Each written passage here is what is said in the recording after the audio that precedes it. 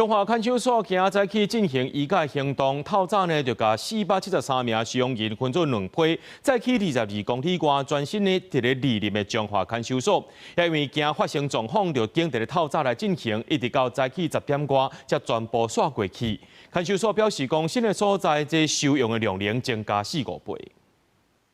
規個移監的工作都進行煞，佇咧蒞臨全新的中華看守所，也閣佇咧做收尾整備。中華看守所早起拄完成大型的移監行動，473位收容人自員林市的舊看守所送到蒞臨的新看守所。今天是採分批分流的方式進行，那全程都有相關的警政單位去做協助，金安小組以及我們彰化縣警察局調派諸多的警力全程協助警戒，還有交通疏導。因為擔心有意外行動，唔那是保密，也閣緊佇咧透早進行，就是要降低所有風險。佇中華蒞臨的新看守所，唔那是光，也閣完善的公共區域。上重要的是，會當有效消透中華舊看守所超收超押的問題。為了擴大收容量能，彰化看守所從園林搬到了2林，整體的收容量是原本的4到5倍。中華舊看守所1968年成立，面積只敢1公頃，本來設計是收容312人。因過這麼議題愈來愈巨，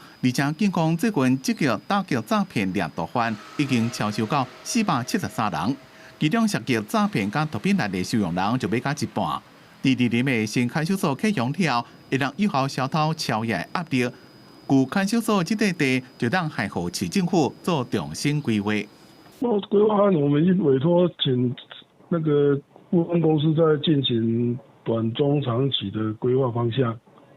一次開發，那未來使用還是要尊重在地的民意，所以現在在正進行廣納地方民眾的意見。關聯市公所講，舊個所在佇咧市區的精華地段，這麼已經委外設計規劃，也會聽附近里民甲私有地主的意見，佇確定發展方向了，對規劃的配合，也個都市發展攏有正面的幫助。記者綜合報道。